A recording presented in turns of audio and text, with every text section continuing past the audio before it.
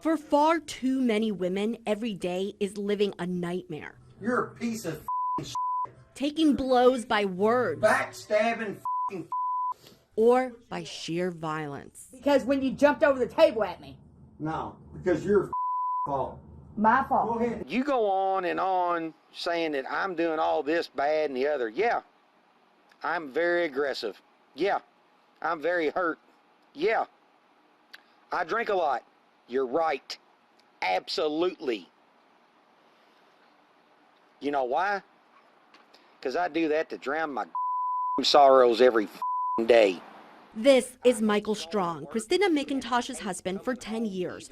His voice in those videos still haunts her. She shows us pictures, bruises to her face, broken bones, and marks around her neck for one of the many times she says Strong strangled her. Purgatory.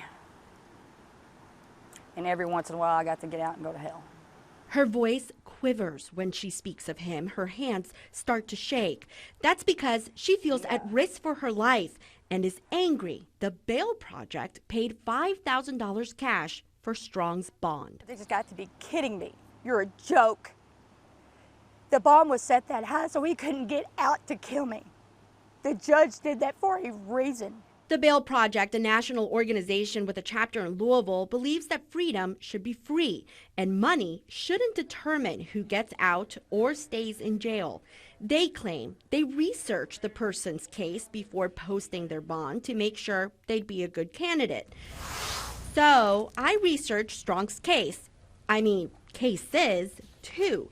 Right across the Ohio River in southern Indiana, I found 13 previous charges of domestic violence, including one charge for strangulation, which was dismissed in exchange for pleading guilty to domestic battery.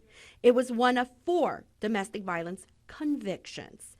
That's aside from the strangulation and assault charges brought by Jeffersontown police for McIntosh. The strangulation charge, a felony, was later amended down to attempted strangulation, which he agreed to plead guilty to. I literally, every day I had to fight to stay alive. What do you pay for? Get out of my face and leave me alone. You don't pay for Mike, get out of my face and leave me alone. The years of abuse McIntosh describes makes leaving, experts say, that much more difficult. There's this underlying sort of psychological abuse that often is the basis upon which the violence erupts. Doris Lee Gilbert is the former director of the anti-domestic violence organization, the Mary Byron Project. Gilbert says posting bond in a domestic violence case should be considered carefully since lives are at stake. Maybe they never called the police before because the person said to them, if you call the police, I'm going to kill you. At the time the Bail Project bailed Strong out on March 2nd, they told us Strong had come to court for 5 hearings and hadn't violated any court orders. In the criminal case, there was no mention on paper about Strong's criminal history or the pictures and videos McIntosh had. But just down the hall in family court, the history, the pictures, and the violence were all on paper for anyone to see.